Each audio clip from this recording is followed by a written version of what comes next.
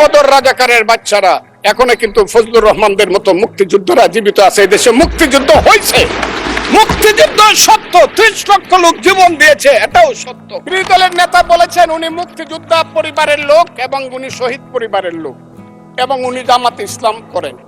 এটা ডাবল অপরাধ। মুক্তিযোদ্ধা পরিবারের লোক কেউ জামাত করতে পারে না।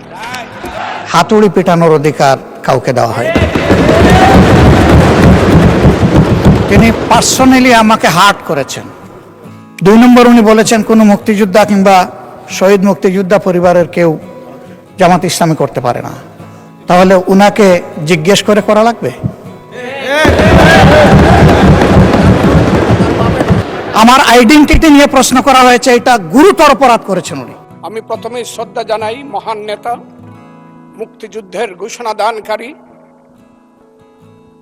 তৎকালীন মেজর, পরবর্তী সময়ের রাষ্ট্রপতি শহীদ প্রেসিডেন্ট জিয়াউর রহমানের প্রতি,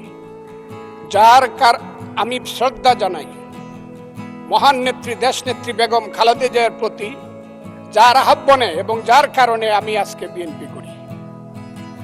তিনি আজকে নাই, আমি তার আত্মার মাগফিরাত কামনা করি। আমি বক্তব্যের আগেই আমাদের নেতা প্রধানমন্ত্রী জনাব তারেক রহমান, তাকে উদ্দেশ্য করেই বলবো, মর্নিং শোজ দ্য ডে। সকালবেলায় দেখা যায় বিকালটা কেমন যাবে।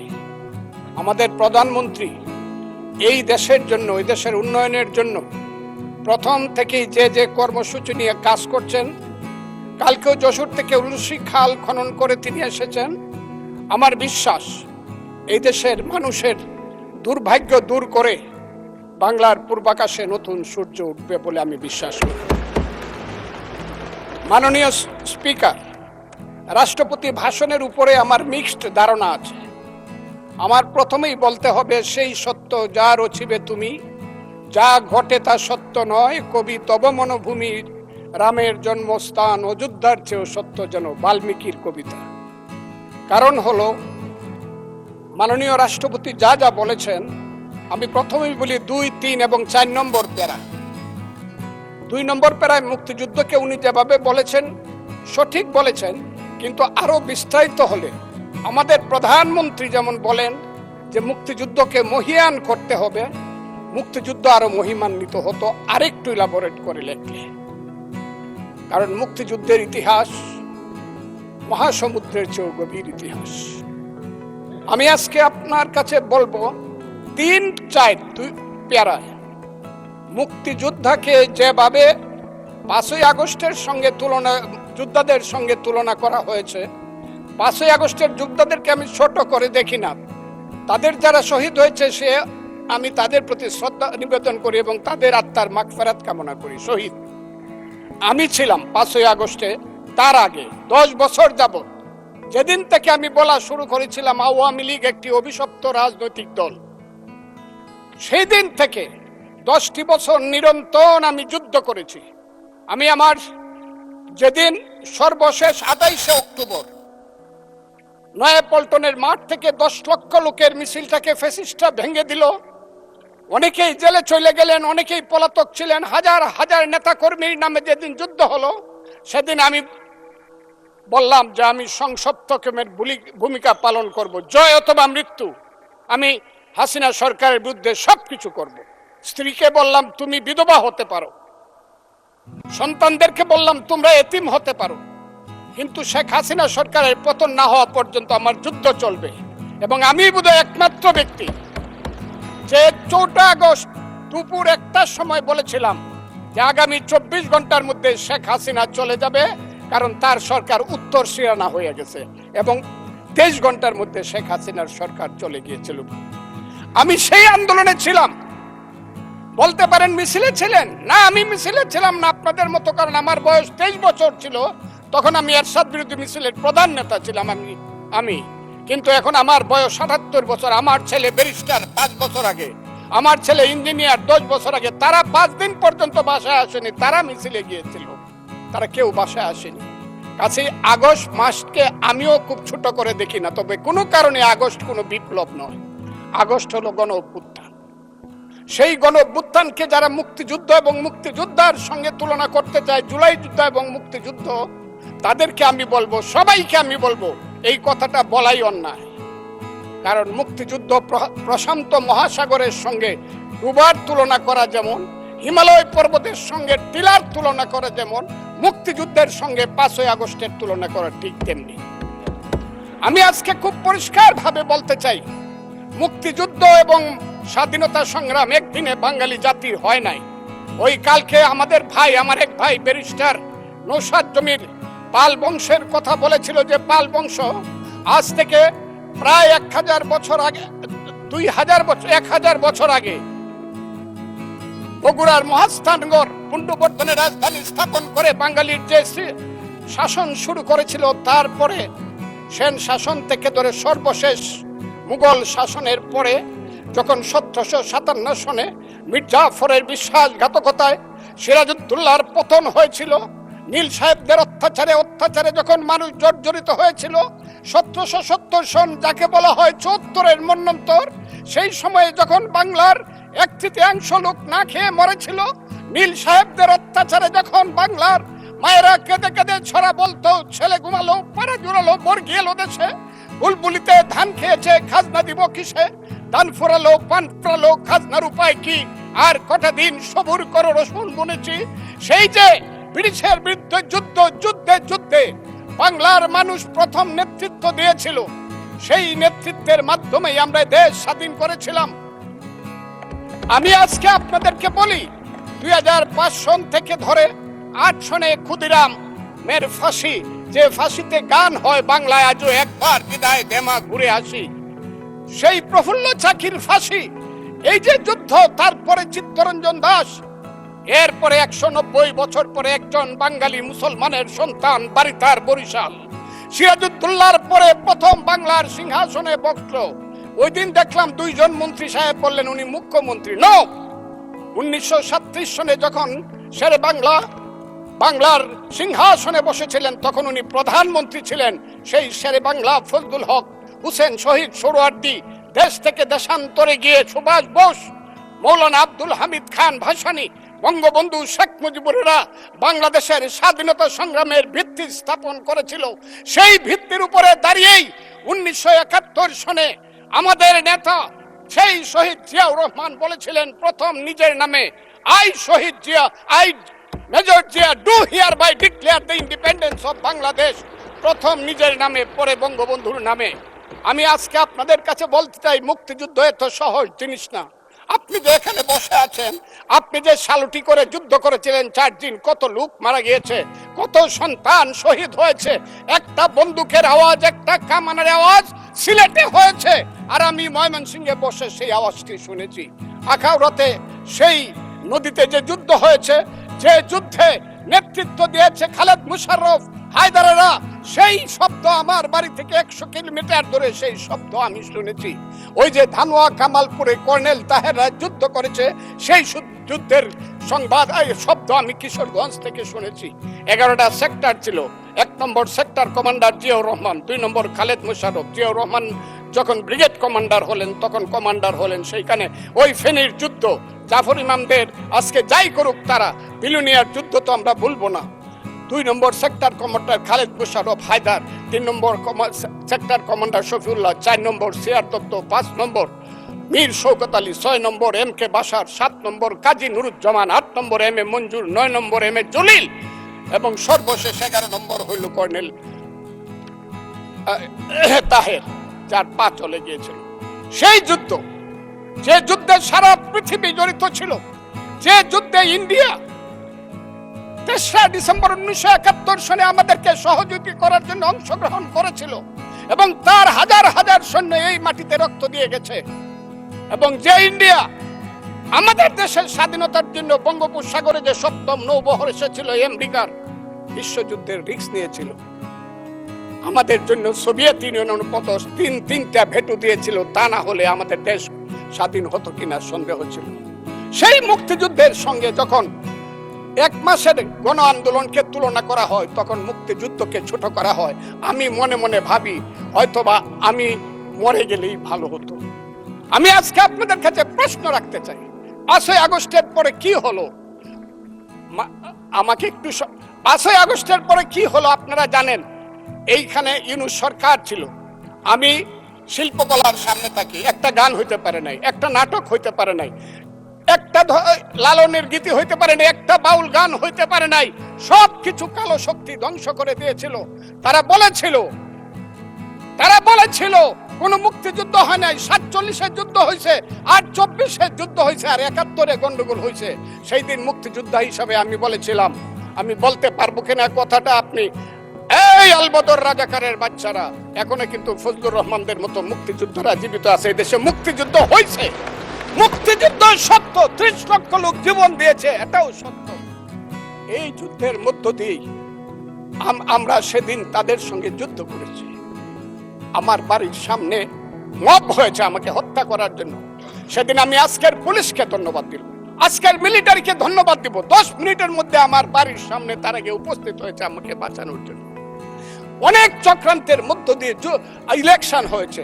সেই ইলেকশনে তারা কি করেছে, আজকে যারা আমার ডান দিকে বসে আছে তারা কি করেছে, একদিন তো আমরা ভাই ছিলাম নাকি?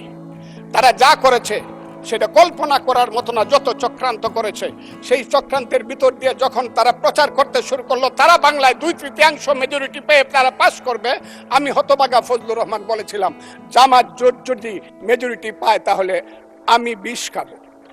এই কথাটা আমি বলেছিলাম, আমি বিষ খাবো। হ্যাঁ, কথাটা সত্য, আমি বলে যাচ্ছি। এবং তারা কোনোদিন যুদ্ধে জয়লাভ করতে পারে না, রাজনৈতিক যুদ্ধে, কারণ তাদের পূর্বপুরুষ বাংলাদেশ চায় নাই। বাংলাদেশ যদি থাকে, এই বাংলায় শুধু বেলিচা মিলিয়ার জুই ফুল ফুটে না, এদেশে রক্ত গোলাপ, রক্ত জবাও ফুটে। এদেশের জঙ্গলে শুধু কোকিল ডাকে না, এদেশের জঙ্গলে রয়্যাল বেঙ্গল টাইগারও থাকে। যতদিন রয়্যাল বেঙ্গল টাইগার থাকবে, মুক্তিযোদ্ধা জিতবে, রাজাকার কোনোদিন এদেশে জয় লাভ করতে পারবে না। আমি চ্যালেঞ্জ করে বলে গেলাম। হ্যাঁ, আমার বক্তব্যের পরে বলবে আমরা কি মুক্তিযুদ্ধ করি নাই। যেমন বিরোধী দলের নেতা বলেন, উনাকে আমি অসম্মান করি না, সব সময় মাননীয় বলে কথা বলি, কিন্তু উনার দলের লোকজন এখানে বসে আছে, তারা আমাকে ফজা পাগলা বলে কথা বলে। উনি একটি নেতা বলে তারা নাকি সভ্য, তারা নাকি ইসলাম। এবং উনি যে বলতেছে, ওদিন বললো যে আমার দাড়ি পাকা, আমার চোখের সমস্ত পাকা। উনি আমার চেয়ে 10 বছরের ছোট, আমার বয়স 78 বছর, আমি 48 সনে জন্মগ্রহণ করেছি, উনি 58 সনে জন্মগ্রহণ করেছে। কথাটা সত্য না মিথ্যা? মাননীয় সদস্য, আমি ওনাকে, আপনাকে কেউ এই ধরনের উক্তি করেছে আপনার সম্বন্ধে? এরকম তো সংসদে কেউ বলে নাই তো এরকম। না, করেছে। আপনি কেন নিজে টেনে? করেছে আছে এখানে উপস্থিত। আমি আজকে আপনাকে বলতে চাই, বিরোধী দলের নেতা বলেছেন উনি মুক্তিযোদ্ধা পরিবারের লোক এবং উনি শহীদ পরিবারের লোক এবং উনি জামাত ইসলাম করেন। এটা ডাবল অপরাধ। মুক্তিযোদ্ধা পরিবারের লোক কেউ জামাত করতে পারে না। আর শহীদ পরিবারের লোক, মাননীয় সদস্যবৃন্দ, ওনাকে বলতে দেন।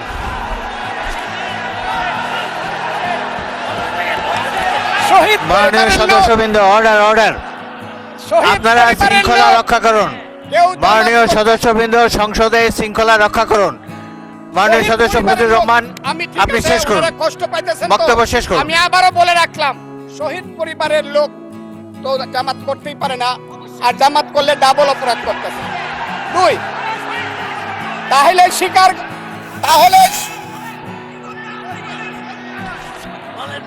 আমি আপনাদেরকে বলি, মাননীয় সদস্যবৃন্দ, আমি এক সেকেন্ড, মাননীয় সদস্য ফজলুর রহমান, বসেন।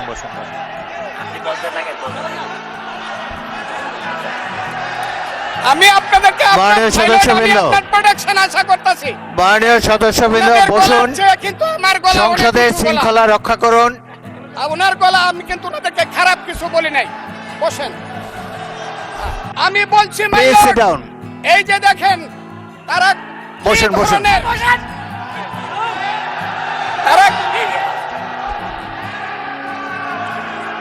তারা কি ধরনের আচরণ করছে সদস্যবৃন্দ, তাদেরকে আমি, মাননীয় সদস্যবৃন্দ, একটু মনোযোগ দিয়ে আমার কথাটি শোনার চেষ্টা করুন।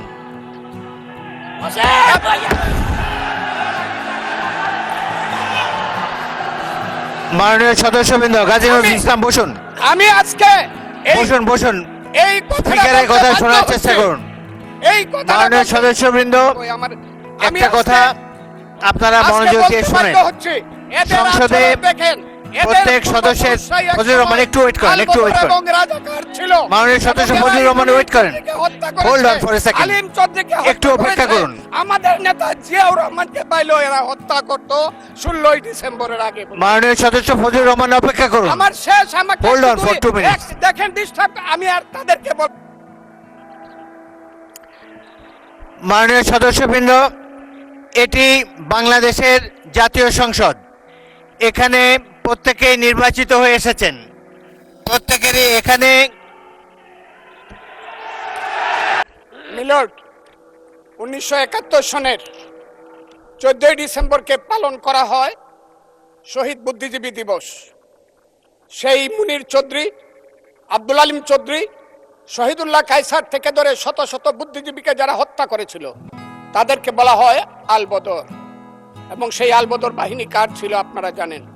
আমি খুব দুর্ভাগ্য, প্রথম দিন কিন্তু মাননীয় স্পিকার আপনি জানেন এইখানে কোনো বাতি ছিল না, আমি কিছু শুনতে পারি নাই। এই হাউজে প্রস্তাব হয়েছে তাদের ব্যাপারও শোক প্রস্তাব হয়েছে। আমি একা হইলেও এটা প্রতিবাদ করতাম, কিন্তু যেহেতু আমার দল এটা করছে আমি চুপ করেছিলাম। আমি কথাটা খুব ক্লিয়ার। কিন্তু এই সংসদ সম্পর্কে আজকে না হলো কালকে না হলো পরশু, না হলে ইতিহাসে ভুল বার্তা যাবে যদি আমরা যুদ্ধ অপরাধের ব্যাপারে আমরা সুপ্রস্তাব নেই। আমার আরেকটা কথা মিলন, পুলিশের ব্যাপারে যে ইন্ডেমনিটি দেওয়া হয়েছে, সেই পুলিশ 5ই আগস্ট পর্যন্ত একরকম, কিন্তু 5ই আগস্টের পরে, যেমন আমি মুক্তিযোদ্ধা কমান্ডার ছিলাম, আপনি বীর বিক্রম ছিলেন, 16ই ডিসেম্বরের পরে শত শত রাজাকার আমার কাছে আত্মসমর্পণ করছে। আমি কাউকে হত্যা করি নাই, সবাইকে জেলে পাঠিয়ে দিয়েছি, তার বিচার হোক। আমার কথা হলো 5ই আগস্ট। মাননীয় বিরোধী নেতা, আপনি কিছু বলবেন? মাননীয় স্পিকার, আপনাকে ধন্যবাদ। আমি শ্রদ্ধা রেখেই বলতে চাই, মাননীয় সংসদ সদস্য বয়সে আমার বড়, তিনি মুক্তিযুদ্ধে তার অবদান সব কিছুই বলেছেন, কিন্তু নিজের অবদান বলতে গিয়ে আরেকজনের অবদানের উপরে হাতুড়ি পিটানোর অধিকার কাউকে দেওয়া হয়। তিনি পার্সোনালি আমাকে হার্ট করেছেন। তিনি বলেছেন যে আমি বলে থাকি আমি শহীদ মুক্তিযোদ্ধা পরিবারের সদস্য, তাহলে ইনি এটাকে চ্যালেঞ্জ করছেন। 2 নম্বর, উনি বলেছেন কোনো মুক্তিযোদ্ধা কিংবা শহীদ মুক্তিযোদ্ধা পরিবারের কেউ জামাত ইসলামী করতে পারে না, তাহলে উনাকে জিজ্ঞেস করে করা লাগবে? এটি আমার নাগরিক অধিকার। আমি কোন দল করব, কোন আদর্শ আমি অনুসরণ করব, এর উপর হস্তক্ষেপ করার ন্যূনতম কোনো অধিকার রাষ্ট্র কিংবা সংবিধান কাউকে দেয়নি। আমি এটার তীব্র নিন্দা জানাই। আমার আইডেন্টিটি নিয়ে প্রশ্ন করা হয়েছে, এটা গুরুতর অপরাধ করেছেন উনি। আবার আমার আদর্শ সিলেকশনের ব্যাপারে উনি কথা বলেছেন, এটা বাড়তি অপরাধ করেছেন উনি। আমি অনুরোধ করব মাননীয় স্পিকার, তার এই অসংসদীয় অংশটা এখান থেকে যেন এক্সপান্স করা হয়।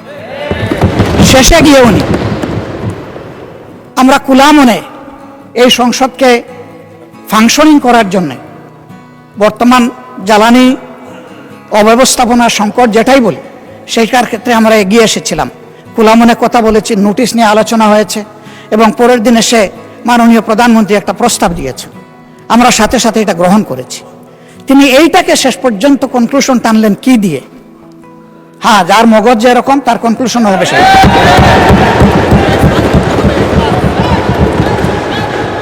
তার মতো একজন প্রবীণ ব্যক্তির কাছ থেকে, রাজনীতিবিদদের কাছ থেকে আমি এই ধরনের আচরণ আশা করিনি। আমরা এখানে প্রথম দিনই বলেছি ভালো কিছু শিখতে এসেছি।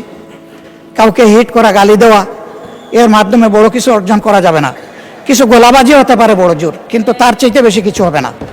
আর সাধারণত যুক্তি যখন ফুরিয়ে যায়, মাথা তখন গরম হয়ে যায়। একটা প্রবাদ আছে, রেগে গেলেন তো হেরেই গেলেন। আমরা সবাই মিলে হারতে চাই না, আমরা সবাই মিলে জিততে চাই। এই জন্য সবাই জন্য মাথাটা একটু ঠান্ডা রেখে যুক্তির সাথে সত্য নির্ভর কথাগুলা বলি, তাতে অবশ্যই দেশবাসী উজ্জীবিত হবে, এই সংসদের প্রতি মানুষের আস্থা তৈরি হবে, এবং দেশটাকে নিয়ে সবাই মিলে আমরা সামনে এগিয়ে যেতে পারবো। ধন্যবাদ মাননীয় স্পিকার। ধন্যবাদ মাননীয় বিরোধী দলীয় নেতা জনাব ফজলুর রহমান। এখন আর তো না বললেও চলে, আমরা সংসদ উত্তপ্ত হোক এরকম চাই না, আপনি একটু দয়া করে বসেন। আমি আমার বক্তব্য শুনেন। জনাব ফজলুর রহমান যে বক্তব্য দিয়েছেন তার মধ্যে যদি অসংসদীয় কোনো কিছু থাকে সেটা এক্সপাঞ্জ করা হবে, এবং মাননীয় বিরোধী দলের নেতা যে বক্তব্য দিয়েছেন তার মধ্যেও যদি কোনো কিছু অসংসদীয় থাকে সেটিও এক্সপাঞ্জ করা হবে।